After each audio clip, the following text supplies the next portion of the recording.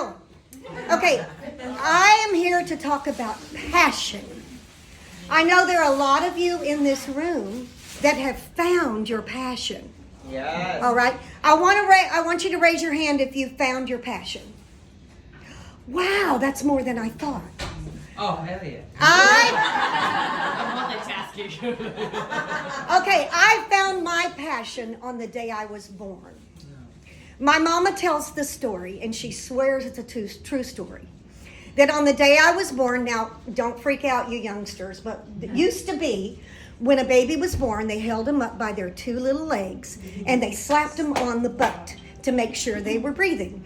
And if they cried, isn't that just barbaric? Yeah. If they cried, they were okay. I never cried. I turned and I looked my mother in the eye and I went, La! And my mother turned to my daddy and she said, Richard, what have you done to me? Because my father, my father's brother, and my father's father were all singers from that wonderful country of Wales. Wow. And my mother knew that's what was ahead for her. In the 1950s, I was born in 1950. Yes. Carrie, that makes me 72.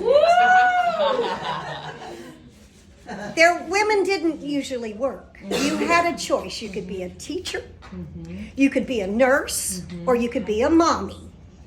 And when I was about 4 or 5 years old, ladies would come up to me and they'd say, little girl, what are you going to be when you grow up? Are you going to be a nurse or a mommy or a teacher?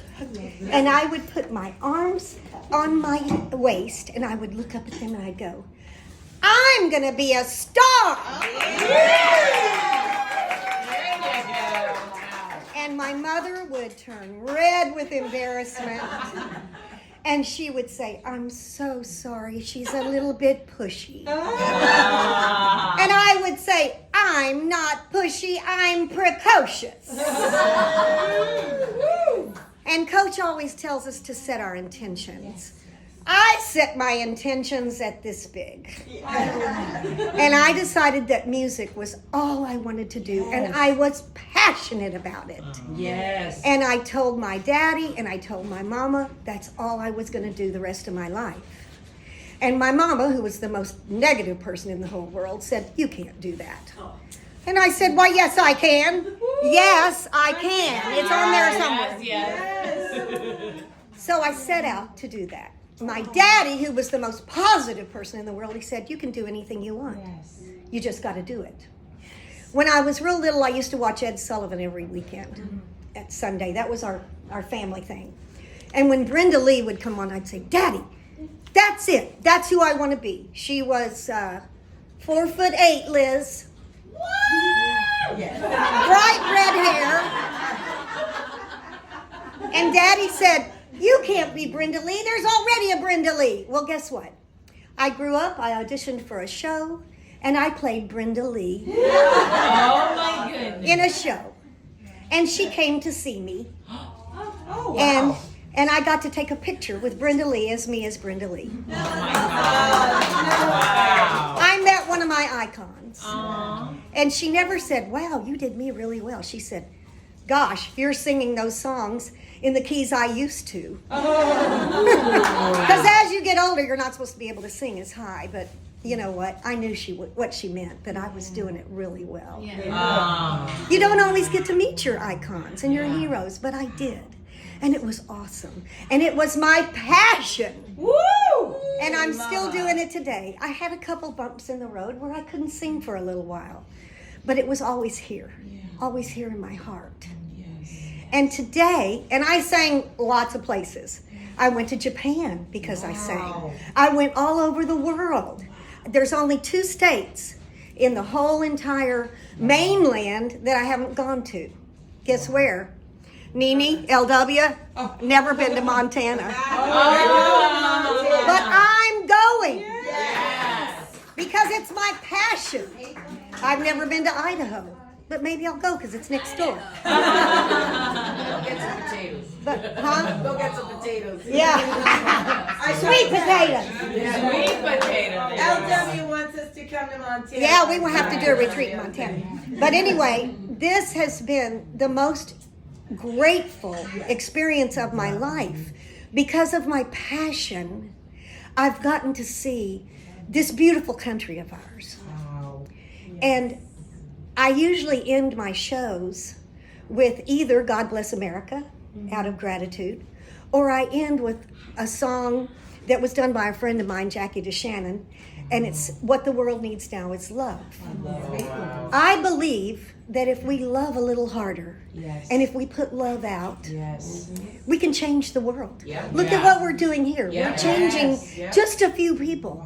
Wow. But if we go out, remember that old commercial, if you tell two friends, Well, and they yeah. tell two friends, and they tell two friends what you're passionate about, you really can change the world.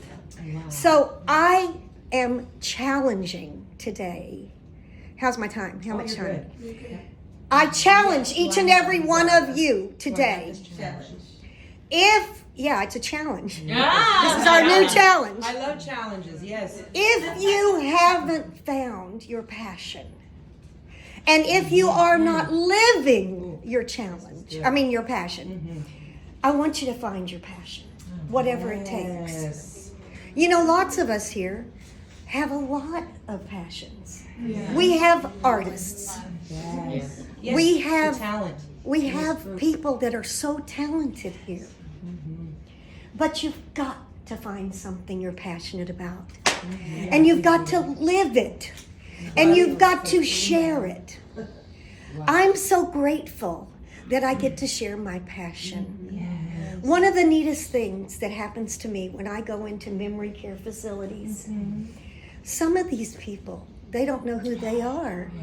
They don't know who their families are. Wow. But when I come in and sing to them, They they know the words to the music. Oh my goodness. They sing along. That is so, oh, I got chills. Yes. And, We feel you. they Trixie. they sing along, and I walk in the room and they go, "Oh, Trixie's here today." Wow. Oh my Why do they know me? Because your love, pure Because love. I'm bringing them joy, Yes. and I'm bringing them love. Wow, what a kind of I spent 45 years singing to drunks that could care less. I would get up there and I would sing a song like "I Will Always Love You," and my voice would be bleeding at the end, and they would be like nothing because they're there to get laid.